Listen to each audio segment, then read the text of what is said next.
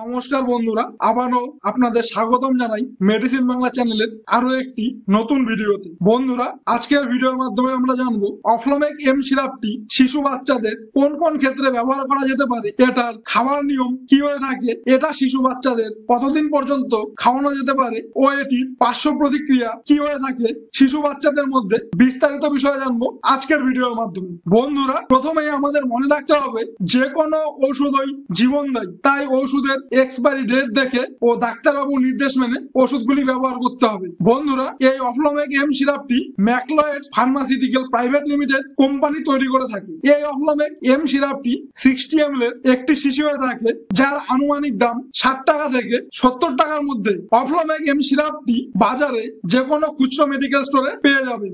এই অফ্লোমেক এম সিরাপটি দুটি ভিন্ন মলিকুলের সংমিশ্রণে তৈরি করা হয়েছে, যেমন প্রথমটি ওফ্লক্সাসিন 50 mg ও দ্বিতীয়টি মেট্রোনিডাজল 100 mg ব্যবহার করা হয়েছে প্রত্যেক 5 ml এই সিরাপটিতে।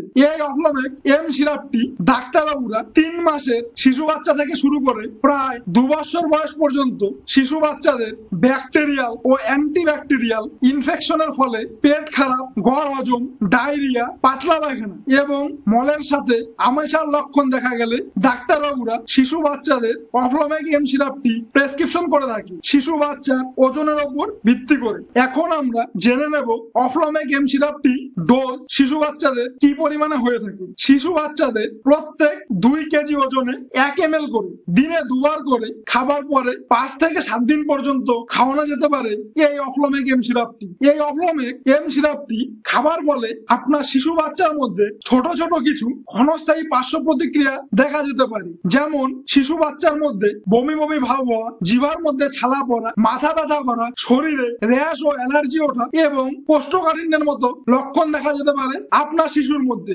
যদি এই ধরনের কোনো লক্ষণ আপনার শিশু বাচ্চার মধ্যে দেখতে পান, তাহলে অফ্লোমেক এম সিরাপটি বন্ধ রেখে আপনাদের নিকটবর্তী শিশু ডাক্তারের কাছে পরামর্শ গ্রহণ করুন। বন্ধুরা, আজকের ভিডিওর মাধ্যমে এটাই ছিল অফ্লোমেক এম সিরাপ সম্পর্কিত বিষয়ে বিস্তারিত আলোচনা। বন্ধুরা, আপনাদের যদি আমাদের ভিডিওটি কোন রকম ভাবে ইনফরমেটিভ লেগে থাকে, তাহলে আরো এই ধরনের ভিডিও পেতে আমাদের মেডিসিন বাংলা চ্যানেলটি সাবস্ক্রাইব করে আমাদের পাশে থাকুন। ধন্যবাদ।